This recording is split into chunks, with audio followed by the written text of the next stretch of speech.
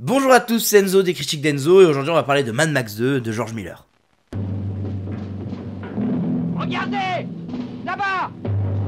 Ils reviennent! Perdez les issues! C'est ici que tout va se jouer.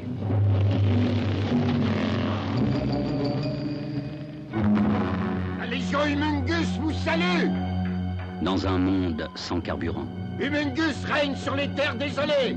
Je suis profondément déçu. Vous avez voulu évacuer le carburant noir hors de mon territoire. Défendre le carburant. Non, on ne partira jamais!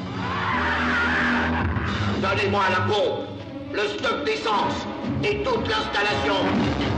Voici une terre qui attend l'arrivée d'un héros. Tu vois, si jamais quelqu'un peut entrer là-dedans, c'est bien toi. Voici Mad Max 2, le défi. Effectivement, on va parler du deuxième opus de Mad Max dans cette chronologie des Mad Max, cette rétrospective des Mad Max que je suis en train de faire. Et on va parler du 2 que je peux pas trop comparer, enfin que je vais comparer beaucoup avec le 1, mais j'ai plus de choses négatives à dire sur le 2 que sur le 1 parce que je pense que je l'ai regardé avec un œil un peu plus pour l'analyser vu que je connaissais maintenant l'univers. Alors que je lui mets la même note, honnêtement. Mad Max 2, Mad Max 1, pour moi, c'est la même chose. Je pense que je préfère Mad Max 1 parce qu'il y a un côté émotionnel qui est beaucoup plus présent et des scènes qui me marquent. La scène du gosse et de la mère qui se font percuter. Bon, voilà, moi, c'est une scène, enfin, je pense qu'elle restera gravée dans ma tête. Celui-là, Mad Max 2, il y a moins de scènes comme ça. Donc je sais pas vraiment, mais en tout cas j'ai plus de choses à dire, plus de choses à critiquer, mais pour moi il y a tout autant des défauts, il y a tout autant de défauts que Mad Max 1. Mad Max 1 pour moi il y avait un problème de climax, enfin pour moi toute l'histoire arrivait trop tard en fait, ils ont tout joué sur le développement mais toute l'histoire arrivait un peu trop tard. Mais enfin c'est compréhensible, ça c'était pas dérangeant, mais là il y a plein de petits trucs qui me dérangent et malgré que l'univers me plaît beaucoup plus dans le 2, c'est vraiment l'univers que je connaissais de Mad Max. Le 2 c'est vraiment celui que j'ai entendu parler, que j'avais vu des images ou quoi que ce soit, donc j'étais très content de découvrir cet univers que j'ai vraiment beaucoup aimé. Je trouve que l'histoire à l'intérieur est géniale, mais alors ça niveau scénario c'est la même chose. Le 1 je trouve que l'histoire est vraiment bien menée, les scènes d'action bon bah sont géniales. Là on a un climax dans Mad Max 2 qui est juste fantastique, hyper logique et tout ça. Gros point positif encore une fois, c'est les persos secondaires. Le pilote de l'air et l'enfant sauvage sont parfaits dans le film. Enfin c'est vraiment des persos secondaires qui sont marquants et qui sont hyper intéressants. Les antagonistes toujours aussi bons. Mais on va parler du premier truc qui fâche. Pourquoi le film est raconté par l'enfant sauvage? On est dans une série qui s'appelle Mad Max. Le premier est raconté par Mad Max. Par Max. Pas Mad Max, je dis à chaque fois je dis Mad Max, mais il est raconté par Max. Pourquoi tu vas me raconter ce film-là par l'enfant sauvage? Comme si Mad Max était un élément d'un... C'est comme si Mad Max était un élément d'une saga où les films portaient sur la troupe, sur le village qui a été créé. Non, non, le film porte sur Mad Max et lui va à la troupe. Et la troupe est un élément clé de sa saga, mais n'est pas l'entièreté de la saga. Enfin, j'ai pas capté pourquoi à la fin il y a l'enfant sauvage qui dit... j'ai pas capté pourquoi il y a l'enfant sauvage qui dit à la fin ah bah je suis devenu chef du truc nan plus tard et tout. On en a rien à foutre déjà parce que dans 3 ans je crois, 3 ans après il y a Mad Max 3 qui sort où il n'y a pas un saut temporel. Donc là toi t'es en train de faire un saut temporel dans ce que tu dis alors que dans le prochain Mad Max il n'y a pas de saut temporel. Donc t'es en mode ok, ça se comprend, pourquoi pas, mais bon on explique ça mieux. Et en fait moi ça me dérange juste parce que la sensation que j'ai eue en voyant Mad Max 2, c'est que j'ai eu l'impression que Mad Max 1 servait à rien. Dans le sens où, dans un film d'1h30, on doit parler 3 minutes, je crois, du fait que sa femme et son fils sont morts. Et encore, on en parle très, genre en sous-texte. Je crois qu'on le dit pas honnêtement. C'est juste quelqu'un qui lui reproche, qui lui dit « Mais toi, t'as perdu des gens » ou je sais pas quoi. Il lui reproche ça et Mad Max s'énerve et point final. Et je suis en mode, mais c'est quand même toute la base du perso de Max. C'est que le mec est rongé par la haine parce qu'on lui a tué, parce que des antagonistes de fous malades l'ont tué, ont tué sa femme et son fils, et ont même brûlé un de ses meilleurs amis. pareil, aucune référence. Et en fait, je suis en mode, ok, c'est super. Pendant le 1, vous avez super bien développé le perso de Max. Et là, en fait, bah Max, c'est un super-héros. En fait, je vais utiliser ce terme-là. C'est un super-héros parmi tant d'autres. Pourquoi un super-héros? Parce que j'ai l'impression d'avoir vu un film de super-héros où c'est une... Enfin, vous savez, moi, j'aime pas ça dans les films de super-héros. C'est qu'on essaie de faire un monde connecté. Et fin de compte... Chaque film, indépendamment, raconte son histoire du début à la fin, avec toujours la même construction. Alors là, il n'y a pas cette construction-là. Si, elle y a un peu en vrai. Mais le méchant arrive. L'héros se fait battre par le méchant pour la première fois. Et climax final où il bat le héros. C'est toujours ça. Là, c'est limite un peu la même construction. Et le problème des films de super-héros, c'est tous des histoires. Enfin, la seule cohérence entre tous les films, genre Spider-Man... La seule cohérence entre tous les films Spider-Man, c'est Tom Holland, c'est tout quoi. Et bon, et Zendaya, des personnages secondaires comme ça. Et là, le pire, c'est que là, c'est encore pire, c'est que la seule cohérence par rapport au 1, le seul truc qui nous rattache au 1, c'est Mad Max. Il y a personne d'autre. Tous les autres, ils n'existent plus. Il n'y a pas de référence à eux. Et moi, ça fait vraiment film de super-héros, parce que c'est ça le problème des films de super-héros, c'est que généralement dans les films de super-héros, tu parles pas du méchant du film d'avant, ou le méchant du film d'avant, il revient pas, à part quand c'est Thanos, et ça a été fait qu'une seule fois, et enfin, c'était fait qu'une seule fois, ça s'était fait que dans Marvel, et encore, pas à tous les films. Et moi, j'ai trop du mal avec ça. Sincèrement, j'ai beaucoup de mal avec ça, parce que je me dis, en fait, j'aurais pu voir Mad Max 2, parce que moi, je suis en train de me refaire la rétrospective pour aller voir Furiosa, pour comprendre Furiosa. Mais en fait, là, je suis en mode, je peux aller voir Mad Max 2 sans voir le 1. Vraiment, allez voir Mad Max 2 sans voir le 1, vous n'êtes pas obligé. Bon, le 1 est meilleur, on va dire ça comme ça. Le 1, c'est 4,25, sauf que bon, bah, Letterboxd, je peux pas mettre 4,25, mais on va dire que le 1 est meilleur.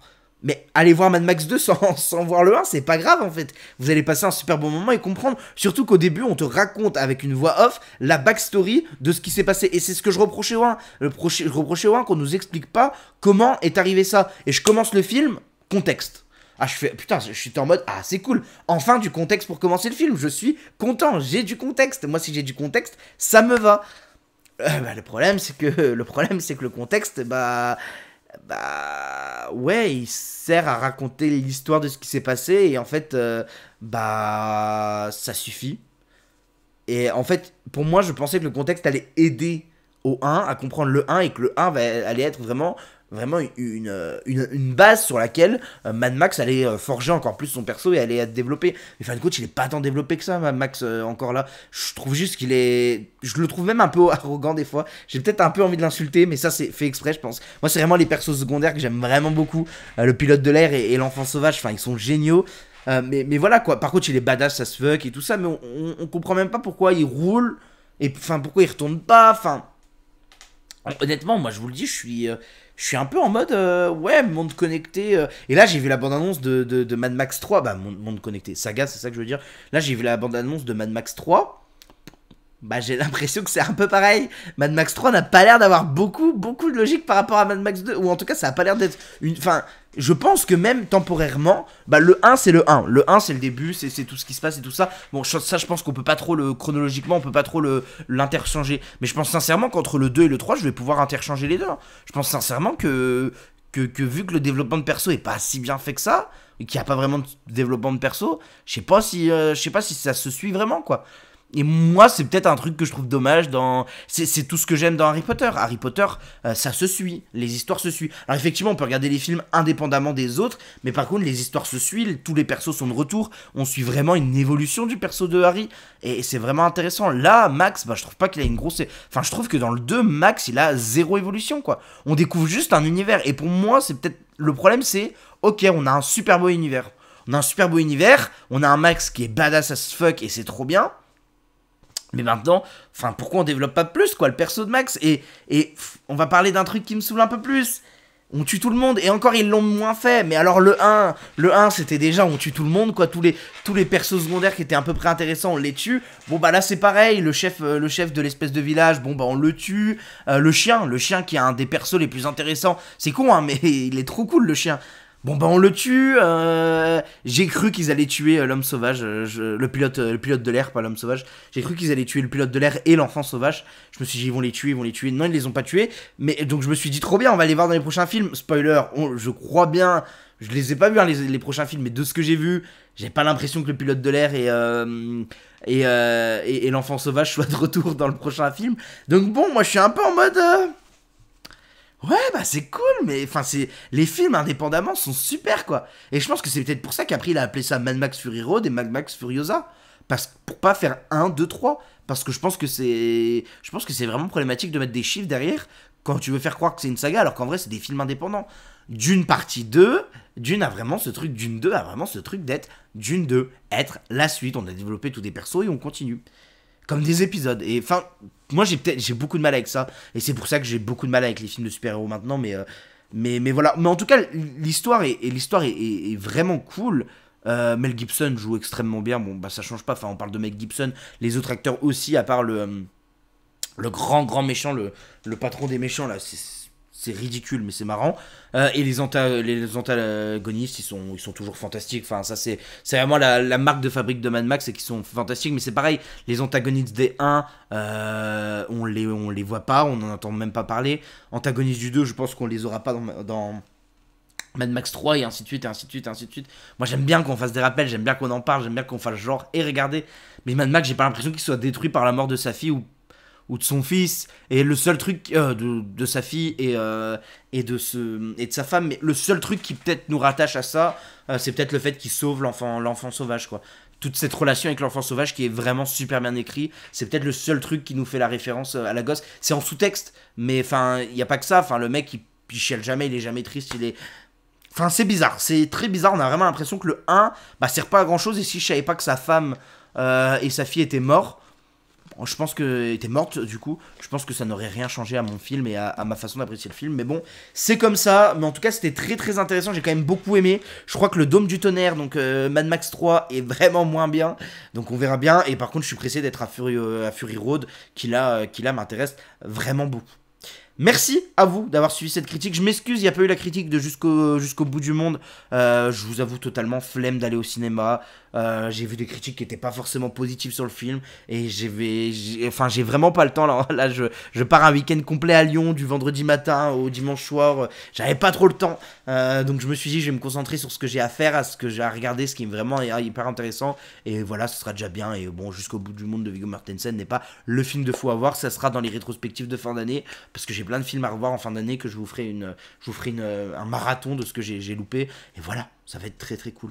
Merci à vous d'avoir suivi cette critique. On se retrouve très prochainement. On se retrouve la semaine prochaine, mercredi soir. Pour le coup, ce sera vers 19h je pense pour la critique de La Planète des Singes. Parce que je vais le voir mercredi en début d'après-midi normalement. Donc je vais essayer de vous sortir ça vers 19h.